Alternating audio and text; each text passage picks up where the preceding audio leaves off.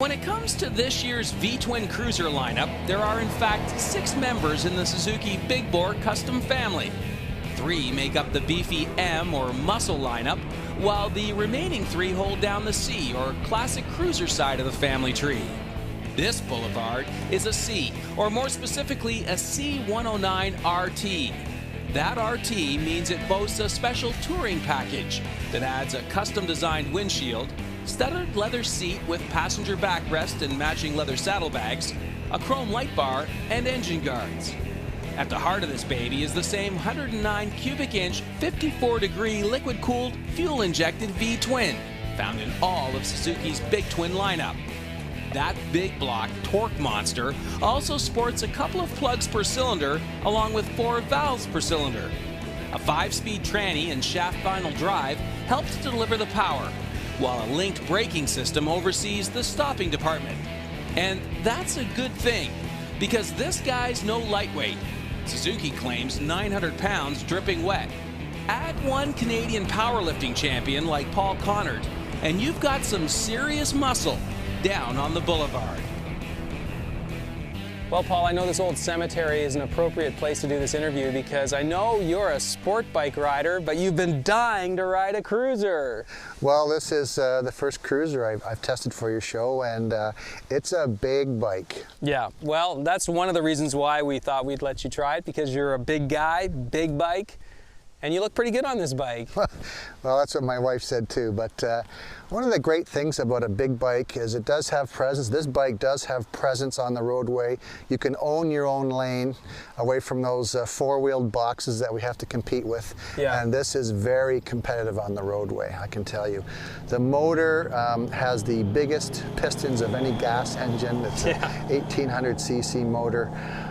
When you first gave me the assignment, I was reading up on it, and it said it only had 5 gears, and I thought that was, you know, kind of strange for a cruiser, but having ridden it on the highway, first gear is low, second is medium, third, fourth, and fifth are very high.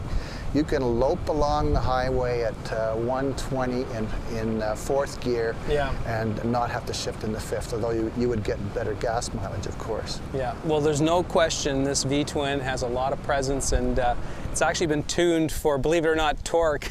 I mean, it was a torque monster to begin with, right? It's now even more of a torque monster. It's the M109 motor tuned to give it more low-end torque, and you could tow a house trailer with it if you had to. Yeah. It's got a heel-toe shifter. How did you like the shifting? I've never used a heel-toe shifter before, and I was playing around with it. It's actually quite easy to get used to, especially upshifting. And I enjoyed it very much on the highway. I did a lot of touring in my younger days on standard motorcycles, and and that's uncomfortable in the long term, but something like this would have been great on those trips across North America. Sure.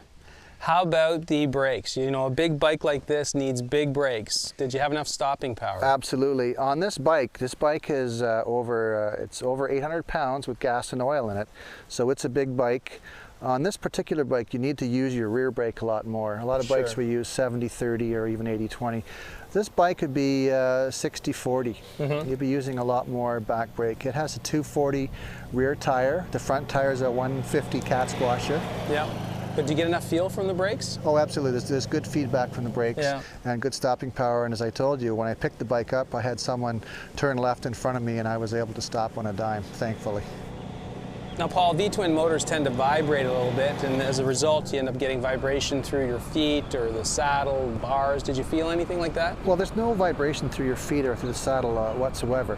There is a bit in the handlebars, but it's not annoying in any way, shape, or fashion. It actually gives you good feedback from the motor. Right. Well, when you talk about feedback from the engine, part of that feedback comes from its sound, right? And we've got these great slash-cut pipes, but how does it sound to the rider? Well, it sounds really great, especially when you are, revving it up, taking it through its range. It still has a whisper of a sport bike sound in it. The exhaust note is really great. Yeah. It gives you a bit of an adrenaline rush. And as I said, the motor is really impressive. It's impressive power. When you want to pass a transport truck, you just turn the handle and go. And at any gear, the torque is quite something. Now this special edition of this motorcycle comes with the saddlebags and the backrest and of course this windscreen. So overall, what was the riding impression in terms of wind protection and just cruising down the road? Well, this thing really motors down the road. You get excellent wind protection from the windscreen and from you know, the leg protectors as well. So it's very, you don't get any wind hardly at all. The bags are a little small. They could be a little bigger, but as we heard from Suzuki, there is going to be so much aftermarket stuff for this 109. It's going to be impressive, and also in all the catalog companies as well. So Paul, we have a terrific audience right here. They're dying to hear your final impression. Who would you recommend this motorcycle to? If you're a guy or a gal who's into cruisers and you like a powerful motor and fantastic paint and chrome, then this is the bike for you. You've got chrome and horsepower. There is no substitute. And you can, as you say, own the road. And you can own the road. You feel like a king riding down the road. You do. And it has a very strong presence on the roadway, and those boxes with the four wheels will stay away from you.